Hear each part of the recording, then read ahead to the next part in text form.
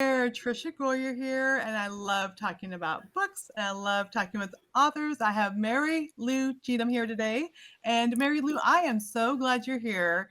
I would just love for you to just tell us a little bit about yourself. Okay, first of all, let me tell you that I really appreciate you having me on your show. Mhm. Thank you very much for Yeah. this chat.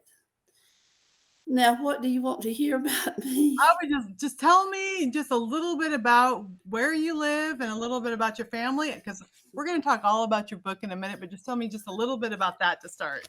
Okay, I live in West Texas, a little place called Ransom Canyon. It's a very beautiful, scenic place. I live down the street from my daughter and son in law. And I'm 80 years old. Wow. I'm First I was a teacher for Hmm. about a third of my adult life, and then I was an RN for the next third, and now I'm writing. Well, I'm saying you look amazing, amazing for your age. Like your skin is gorgeous. I'm serious. But Thank you. yes, and I love that you're writing books. And I mean, this is a whole new world with technology and writing books and getting published. And you are just doing an awesome job. So today we are talking about your new book, which is All Her Dreams of Love, and beautiful cover. And it's set in Mississippi. And Yes, I'm from Mississippi. yeah, I want Hot to hear. coffee, Mississippi. Yeah, that's what I wanna hear about first, because I know, like, all of us, these pieces of our lives end up in our books. So tell me about growing up in Mississippi. Okay, I'm the youngest of five, and they're all gone but me. I lived just a little bit north of Hot Coffee and a little bit south of Taylorsville. And I lived way out in the country. My parents were self sufficient. I lived on the farm. We did not have television or very many modern conveniences, but we had a wonderful time. And my parents, my mother and my father was born in 1898. Could you believe that? So Wow. he was a 19th century person. But my mother and my father could tell the best stories, and they knew just how to get the punchline to get everybody to laugh or cry or whatever they wanted. But they were the best storytellers I've ever known, both my parents. So they set a good example. The story, I'm jumping ahead, but all Her Dreams of Love is one I've been wanting to write for a long time, even though I've written other things. But I came back to this because it's based on stories that my mother told me about her grandmother. And I cannot tell you what really happened to her in the end because it will be a spoiler for the book. And I'm not Exactly. going to tell anybody until they have read the book, and then it would just be a private thing. But she Mm. lived way out in the country on Cohay Creek. A lot of my stories are based on Cohay Creek, which runs through Hot Coffee. And her husband worked in the paper mill, in the sawmill during the week, not paper mill, just sawing logs. Mhm. And he would come home on the weekend, and she would farm, and the children would farm. They worked hard. They had a hard life. It was a very isolated place, and there were many criminals around that in that area. And one weekend he just didn't come home, and that's about as far as I need to take the plot, I Yeah. think. Well, I first of all, I love that you got to hear these stories. And I think that's the most precious thing because so many people don't know their heritage. They don't know the stories. They don't know where they came from. And first of all, that you got to hear them and hear them in Yes. wonderful ways. And then to be able to put them in books. And it's like you're giving us a glimpse of your family and their experiences, which I think, reading a book like this, it makes me realize like the things we complain about, we have nothing to complain about, do we? Right. 'Cause, what we consider a hard day is not a hard day compared to like what your grandmother faced and what your character faced. I mean, talk a little bit about rural Mississippi just to give us a feel for the setting because I love that you were able to take this real place, this real time in history, and it's post Civil War, and just take the reader there. Oh, well, the the first book, I mean, I wrote a series, and the third book in that series is called The Dream Bucket, and it takes place in the early 1900s. And so I decided I need to move back even farther. Uh, Mhm. People have to draw their own water, they have to Mm, make their clothes. My grandmother, and she was part Indian, had a spinning wheel, and mm. she raised her own sheep. She spun the thread, she wove it into uh, beautiful blankets, and she dyed them with this hulls of black walnuts. Wow. If you've gotten to that part in the story, the black walnut tree was pretty important in the story. Yeah, yeah. And I have not gotten as far as I wanted to because my in-laws are in town. My I father understand. my father-in-law and mother-in-law, and I've been hearing a lot of stories. And so that's I know. why it's so special right now. And, my grandma lives with me. She's 94. Yes, Yeah. 94. I was wondering how old she is. She was. I looked at the stories about her grandmother. Your grandmother. I looked at one yesterday. Mhm. She's really cute. She's precious, and so I love that. I mean, she and the stories I hear from her, they had the hand ring washer, they had the outhouse. My grandma lived in a Yes. boxcar. Like they came from Mexico. Her parents came from Mexico. She was born in the United States, but they came from Mexico, and her dad turned a boxcar into a little house, and he passed away. Wow. He passed away when she was 8 years old. And so her Mm, mother was left with 3 children. I mean, so many of the things that similarities with just hard lives and having to really face challenges that I can't even imagine today. So what was it mhm. like hearing these stories and hearing your grandmother's experiences and then sitting down to write them? Was it easier because you knew the stories? Was it harder because you're trying to get it right? What was that experience like? Well, I put this book off a long time, and I've written several others, but I thought I just have to get this book written. Oh, because I wanted it to show her character, her spirit. And Mhm. I send my books as I write them to ACFW Critique Group, Yeah. send a couple of chapters a week. And I started sending that, and immediately the people who read it just said, "You have something here," because I'm in love with Nancy, Mhm. the uh, the wife, mother, because I really wanted to tell about my great grandmother Nancy and tell what a wonderful spirit she had. And it's hard, you have to show that and not tell it. Mhm.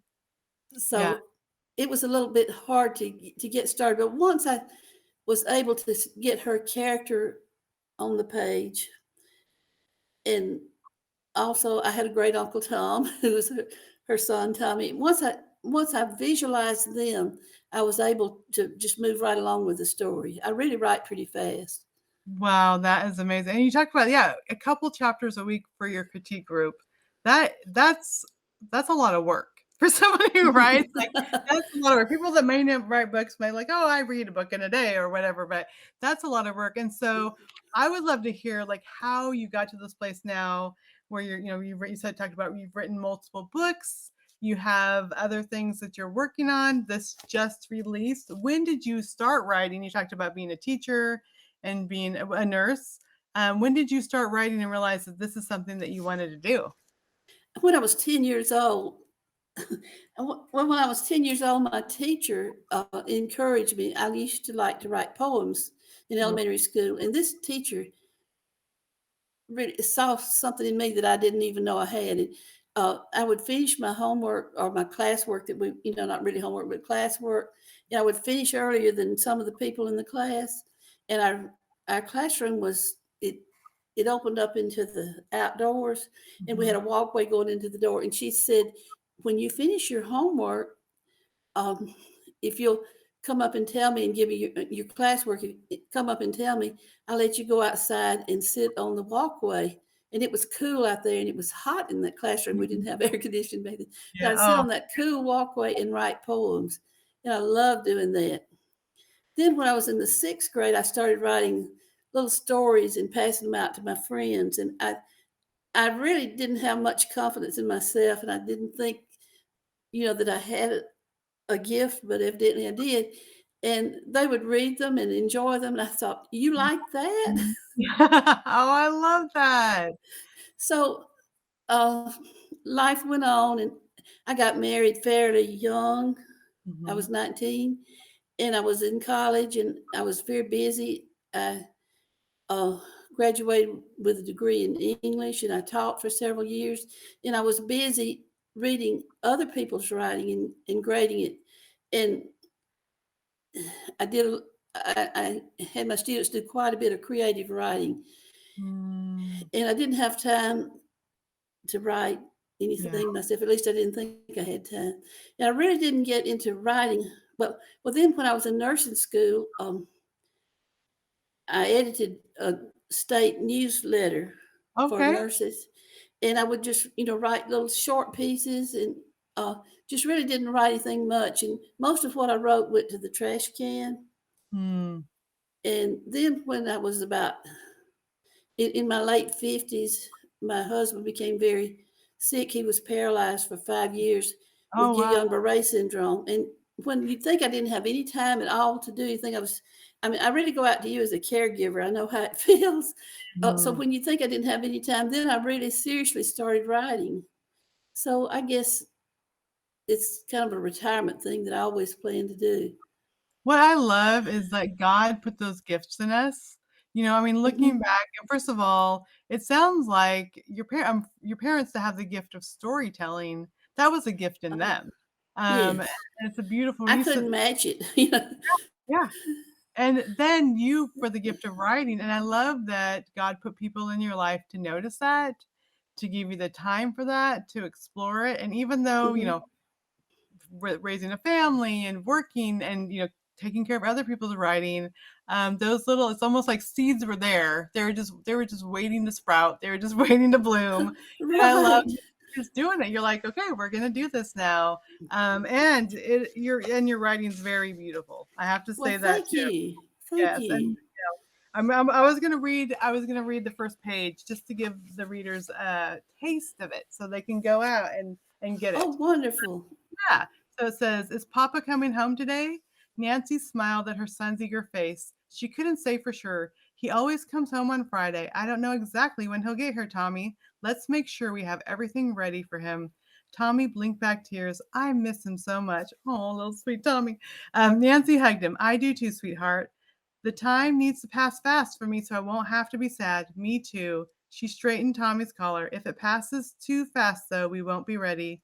"It's been a week for us. So many things to tell Amos. Mama?" She swept the porch one more time. "Yes, dear. Do you think Papa will notice we whitewashed the house?" "Yes, I do. I think he'll notice we put cucumbers in the crock to make pickles." Tommy snickered. "He'll notice them pickles all right. They stink." I mean, I just love these just little personalities coming. And what I love, because it goes on, I could keep reading, but I won't keep reading. But it's like you can see even in the dialogue and the things that they're doing, the sweeping the porch, whitewashing. It's not like this was a different time, folks, when when you made pickles in the crock and when you had to whitewash the house and all these things. I love how it's just part of the story and you weave it in the story. And as you go on, it has more of the dialogue. She's removing the heads and gutting the fish and frying the fish. And so it is like we are being able to step into that time that we never got to live, but you got to hear about, with Uh-huh. family stories. And so I love that you're able to do that, and I love that you're able to weave it in with the story. But we know right away from the first page, like when's Papa going to be home? That tells you, okay, something's gonna happen. Something's gonna happen Yes. here. I, Um, I learned that from an ACFW convention I went to. Donald Moss says, yes. and also James, what's his name? James Scott Bell? Yes. Uh-huh. They both say the same thing, that you have to have some tension, you have to have a conflict, and it has to be from that very first page and be on every page after then. Mhm. Yeah, and I love it, and you did it, and so what I love is, like, right from the beginning, okay, there's gonna be a problem here. but it seems like they're just going on with their everyday life, and again, you Mhm. already know, like, okay, what's gonna happen? You're gonna keep reading, you're gonna turn in the pages. And what amazes me, like you talked about, you're a teacher, then you went to nursing school and worked on newsletters, and fiction is like another career. And so Yes. it's almost like going to school again, but you don't have like someone grading grading papers, you have your critique group. And I love that you're learning and, talking about going to conferences and learning all these things. And every time I go to a conference, even if I'm one of the speakers, I sit in classes because there's always someone. I've sat in Donald Moss classes. I've sat in James Scott Bell. You mentioned those too. There's always Mhm. something more we can learn. And I feel like fiction writing, it's like a never ending classroom. And even, our books, Right. we learn things through the books too. Yeah. And I tried to put some humor in there. I mean, Mhm. I wrote one book that was just really silly. It had so much uh, comedy in it, but I usually don't put that much in. But I had some humor in here. I thought, well, um, I tried to poke some fun at the would-be Ku Klux Klan boys. Mm, yeah, and talk about that element of it, because you talk about, Uh, um, you know, a lot even after, slavery ended, things uh didn't really change very much, and Right. I grew up in California, which we were very multi-ethnic. And then we lived in Montana, which there wasn't a lot of diversity. But when we moved to Arkansas, I was like, why are we still having so much conflict? It's unless you're in the South and you're around it, you don't think about that. So I would love to hear how that played into your story. Okay, and I want to come back and tell you something about Arkansas in a minute. Okay, yeah. But anyway, I grew up around the children I played with in my neighborhood were black children, Mhm, and I loved them. When we were out in public, though, they didn't speak to us and we didn't speak to mhm. them. It was just really a tragic thing. But Mhm, anyway, so many books and things I've read about the Civil War period are glamorized, but it mhm, was a horrible time. And after that, it was just really really bad. And black people were supposed to get 40 acres of land and a mule, yeah. and that didn't go everywhere. But anyway, uh, the poor guy in this uh, book, In All Her Dreams of Love, was deeded some land, but and he thought it was going to be really good, but it was too close to the creek and it flooded.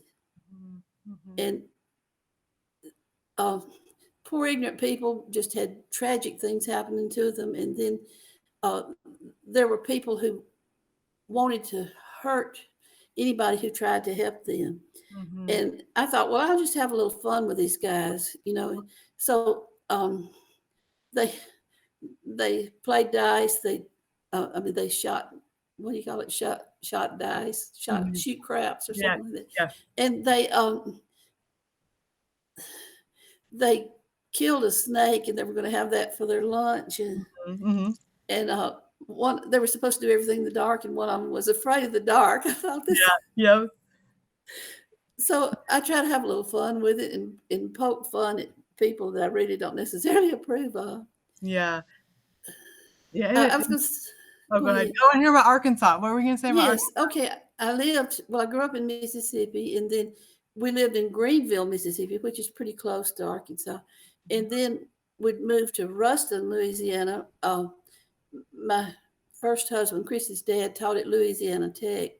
He Okay, taught music. And every summer we would go on vacations in Arkansas. I've been to Petit Jean so yeah, many times, and that's probably very near where you yeah, live.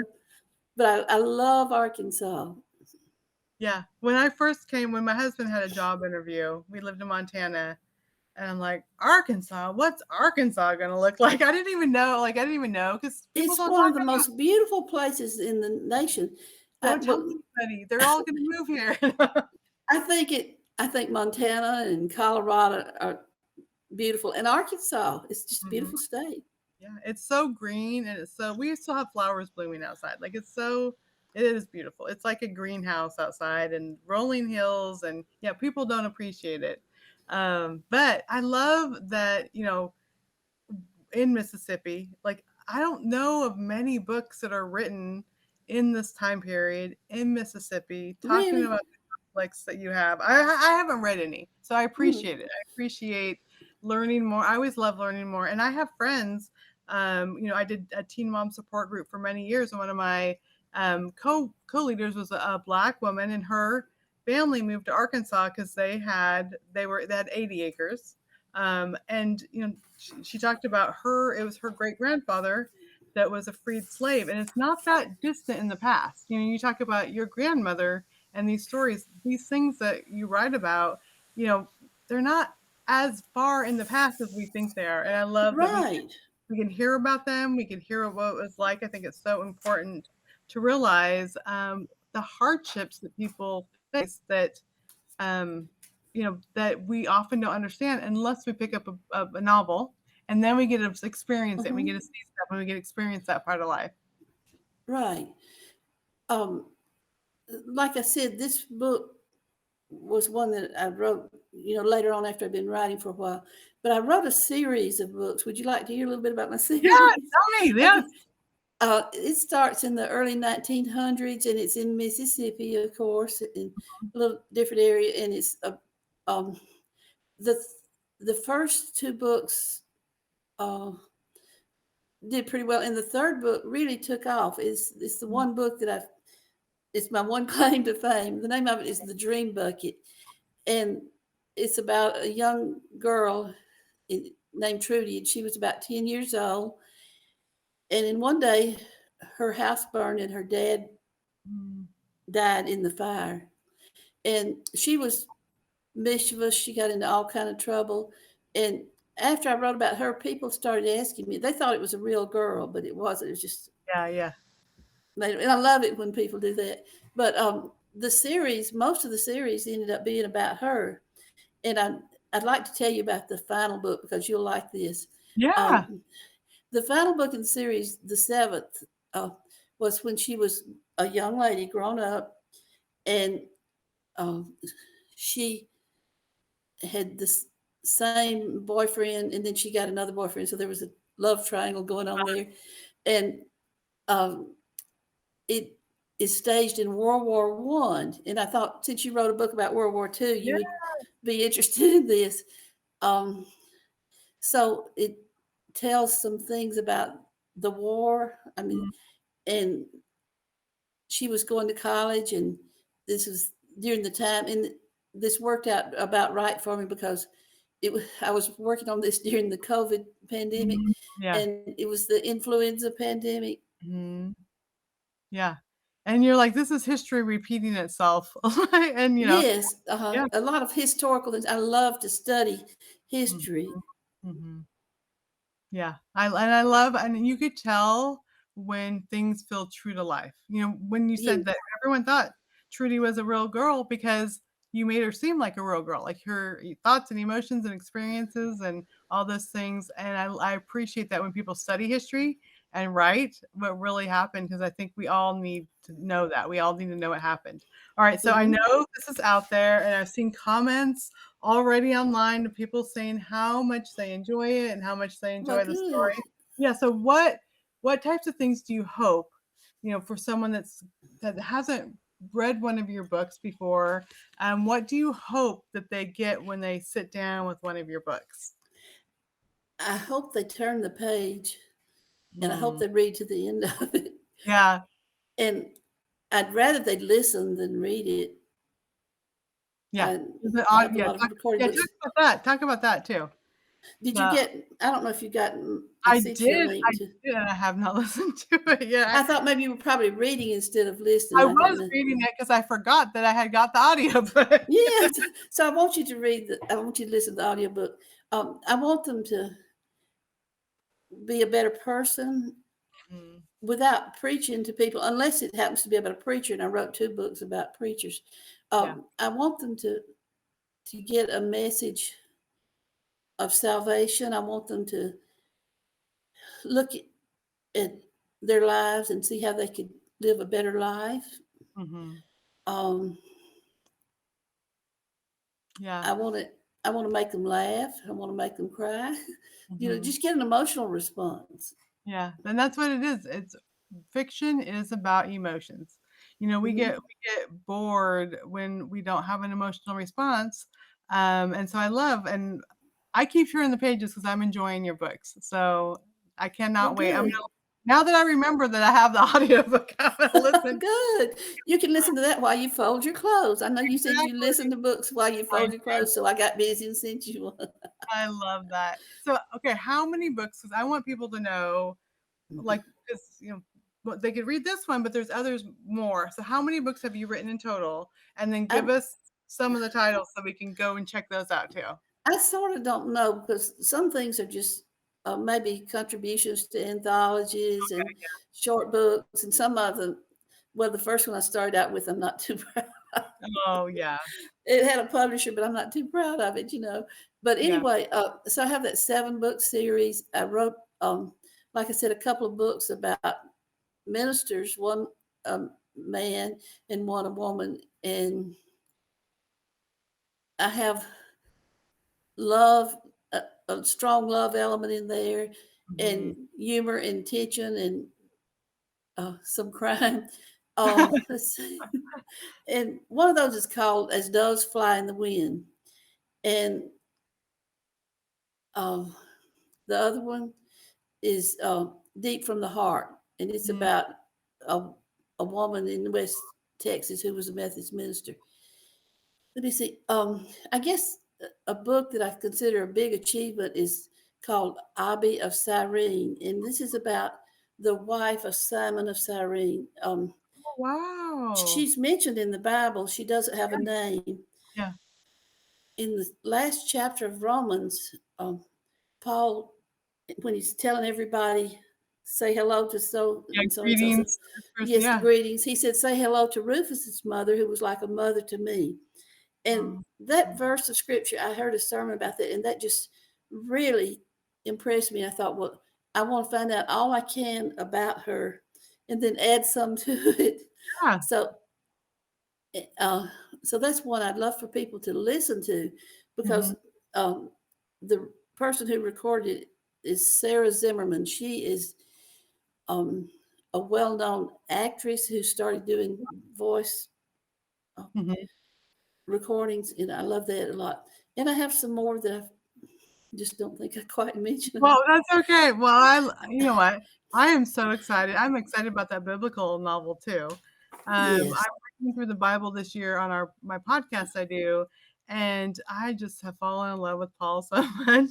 Just passion and yeah, it's so great. So Yes. that's gonna be And her husband, I just love the scene um, in The Passion where mm, Simon of Cyrene was looking up at the cross.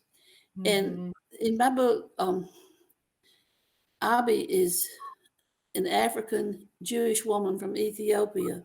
Okay. And she felt sorry for Jesus, but she didn't really believe he was the Christ. And Mm. so she made a big turnaround. And I really enjoyed writing that one. Okay, that's good. I think I'm gonna get that one for a Christmas gift. Oh, I good. can't I can't say for who because they might watch this. So that sounds really good. It's ABI Okay, of I wonder Cyrene. yeah. So where can readers go to find out all about your books and about the audiobooks and everything? Okay, Amazon.com, Audible. Mhm. Good, and then just I, put in your name and they'll find them. yes, if they put Alright. it this way, Mary Lou Cheatham. And I've started putting things on Instagram. I see you have some stuff on Instagram. Yeah. That's fun. Christy convinced me I should start doing that. Um, and Facebook, my website needs to be reworked, and I hate to send people to look at it. But They could go look at Amazon, it'll be okay. it'll be Yeah. okay. Yes. They'll be able to see the audiobooks on Amazon too. But I Yes. am And I'd like for people to friend me on Facebook rather than follow me because I'm not the geekiest person in the world. I have trouble keeping up my author mm, page, and mhm. I just do a lot of this myself. Well, and also you're writing all these books. Like, you're that's a busy job right there, so I love it. I love it. So the book I want to work on, I started on this before this um, happened. Christy, are you there? I'm here. Come here. So Christy's been begging me for about a year to write a book with me, and I was going to tell you about that. Yeah, We absolutely. know out here they just go crazy decorating their houses at Christmas. Every Christmas we start talking about this book we're going to write together, and the neighbors put up. This is Christy. Hello, Christy. How are you? She wants to write a book with me, and I'm glad because we wrote some children's books together already, and she illustrated them. But Yeah. the Oh, neighbors out here put up all manner of decorations, and some of them have two nativity scenes in their yard. And we got to thinking how fun it would be if some crazy little old ladies went around through the neighborhood exchanging the baby Jesus from oh, one manger to another. It's just kind of nasty. so We, are you we, working we on that or are you done? no, hmm? Are you working on that one right now or is Yeah, it we've been talking about it for a year, so I think I'm finally going to put it on paper. I think I have one chapter of it written, oh, and include some romance and you know that some I crime. love I oh, mean, that's that's a good. crime in itself. But anyway, we've been thinking about writing this book, and we're finally going to do it. I love that. That is so good. So the funny thing is we have this nativity that my grandma bought me, I don't even know, 27 years ago, a long time ago. And my kids hide baby Jesus. Like I'm like, stop hiding baby Jesus because we can't lose baby Jesus. Like he's 27 years old. So yesterday I was putting up the blinds in my dining room and He's 27 years old. we have this Christmas village and there's a little carousel. Baby Jesus was on the carousel going around the carousel because it's like an electric thing. And so there's baby Jesus. So I'm like, so far we have not Oh lost baby Jesus in 27 years, but that is poor baby Jesus does not get to lay in the manger all during the holiday season. So oh no.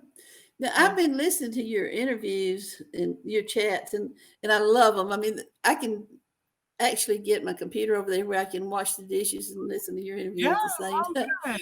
And one of the questions that you've asked a lot was, "What have I read lately in Christian literature that I like?" You just were reading my mind. I love that you knew that 'cause that was the next question I was gonna ask. So I'm prepared. There's a new writer, and I met her in the ACFW critique group.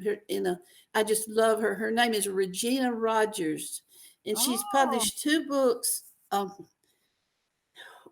She One of them was The Long Ride to Love, and it's okay. about a, an American, well, a United States cowboy, because we're all Americans, but he was down it's in the 19th century, and he was down in Mexico, and he fell in love with a very wealthy Mexican young lady. And it's just, Ah, and I want them to get together so bad. And the feeling is so strong, the romantic feeling. And well, maybe they kiss a couple of times in the story, but you're it's like, just so "Come intense. on." I love that. I And her love other one is called The Gamble on Love, and it's about a widowed Christian rancher.